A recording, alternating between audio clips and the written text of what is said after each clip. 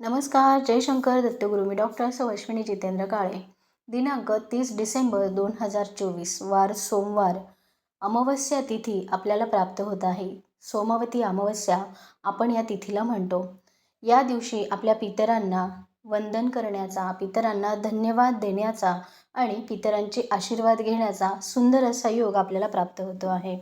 ही अमावस्या लागते आहे 29 तारखेला पहाटे 4:01 आणि संपते आहे 30 तारखेला उत्तर रात्री 3:56. थोडक्यात काय, पूर्ण सोमवार आपल्याला हा अमावस्येचा पर्वकाल प्राप्त होतो आहे. सोमवती अमावस्येच्या दिवशी विशेषतः आपल्या पितृऋणातून मुक्त होण्याची संधी आपल्याला प्राप्त होत असते. या संधीचा आपण नक्कीच लाभ घ्यावा. या दिवशी आपल्या घरातील साफसफाई करावी. घराची फरची पाण्यामध्ये मीठ, तुरटी टाकून स्वच्छ पुसली गेली पाहिजे. घराचा उंबरठा स्वच्छ पुसला गेला पाहिजे. उंबरठ्याला हळद, गोड तेल आणि मीठ समप्रमाणात घेऊन त्याचा छानसा लेप आपल्याला द्यायचा आहे. त्यासोबतच आंघोळीच्या पाण्यामध्ये शक्य असल्यास काळे तीळ टाकून स्नान केलं गेलं पाहिजे. आणि सकाळ संध्याकाळ आपल्या वास्तूच्या ईशान्य कोपऱ्यामध्ये शुद्ध तुपाचा दिवा आणि तुळशीला सुद्धा शुद्ध तुपाचा दिवा आपल्याला लावायला पाहिजे. या सोमवती अमावस्येच्या दिवशी विशेषतः आपल्याला पितरांसाठी अन्नदान करणं जास्त लाभदायक ठरेल. पितरांच्या ऋणातून मुक्त होण्याची ही संधी आपल्याला यावर्षी प्राप्त होते आहे. त्यासाठी तुम्हाला शक्य असेल त्या पद्धतीने यथाशक्ती आपण अन्नदान करणं गरजेचं राहील.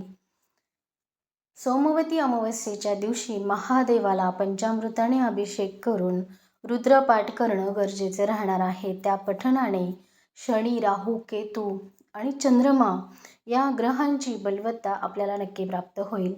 ज्यांना 7.5 चालू आहे अशा व्यक्तींनी सुद्धा या सोमवती अमावस्येच्या दिवशी महादेवाला पंचामृताने अभिषेक करणं गरजेचं राहील. सोमवती अमावस्येच्या दिवशी थोडं शांत राहिलं पाहिजे.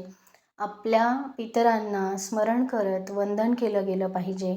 घरामध्ये वाद टाळले पाहिजे. तसं तर नियमितपणे घरात वाद नकोच आहे, परंतु काळजी घ्या की अमावस्येच्या दिवशी आपल्या घरामध्ये वाद होणार नाही. कारण अमावस्येच्या दिवशी आपल्या पितरांचा वास पृथ्वीवर असतो. या सोमवती अमावस्येच्या दिवशी विशेष उपासना म्हणजे आपल्या घरामध्ये आपण एक छोटंसं हवन केलं तर ते विशेष फलदायी ठरणार आहे. हे हवन तुम्ही महादेवाच्या मंत्राचं केलं तरीही चालेल. सोमवती अमावस्येच्या दिवशी कमलगट्टा, ज्यांना खूप आर्थिक अडचणी येत आहे अशा व्यक्तींनी कमलगट्टा मधामध्ये भिजवून एक कमलगट्टा श्रीम नमः, ओम श्रीम नमः आणि ओम नमः शिवाय, शिवाय नमः ओम या मंत्राचा जप करत करत महादेवाच्या पिंडीवर मधात भिजवलेले कमलगट्टे 11, 21, 51 अशा पद्धतीने तुम्ही अर्पण करू शकता. सोमवती अमावस्येच्या सकाळी थोडक्यात 12 वाजेच्या अगोदर पितरांसाठी नैवेद्य ठेवणं गरजेचं राहील. हा नैवेद्य विशेषतः पनीर किसून त्याच्यामध्ये साखर एकत्रित करून असा नैवेद्य आपल्याला पितरांचं स्मरण करून कावळ्यासाठी ठेवायचा आहे.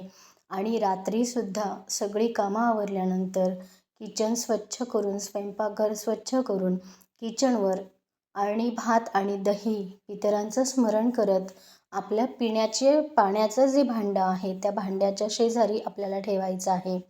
आणि पूर्ण महिन्याच्या अमावस्येला हा उपाय जर तुम्ही करत गेलात तर नक्कीच तुम्हाला तुमच्या पितरांचे आशीर्वाद प्राप्त व्हायला मदत होणार आहे.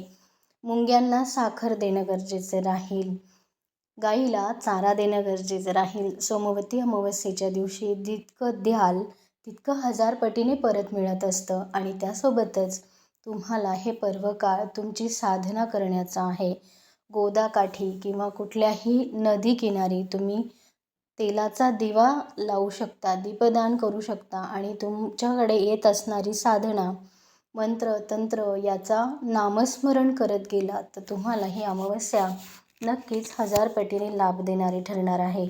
उत्तम लाभ देणारी आणि तुम्ही जे काही देणार, जे काही दान करणार आहात ते 1000 पटीने त्याचं पुण्य फल प्राप्त करून देणारी अशी ही सोमवती अमावस्या आपण 30 डिसेंबर या दिवशी साजरी करणार आहोत.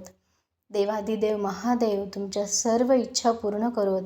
उपाय छोटे आहेत परंतु विशेष लाभदायी ठरणारे आहेत. तुम्हाला उपाय आवडले असतील आणि तुम्ही उपाय करत असाल, त्यापासून तुम्हाला नक्कीच फायदा होत असेल तर कमेंटमध्ये नक्कीच सांगा. आणि जय शंकर म्हणायला विसरू नका. सोमवती अमावस्येच्या दिवशी देवादिदेव महादेव तुमच्या सर्व इच्छा पूर्ण करोत आणि तुम्हाला सर्व प्रकारच्या ऋणातून लवकरात लवकर मुक्त करून उदंड आयुष्य प्रदान करो, हीच प्रार्थना. जय शंकर दत्तगुरू.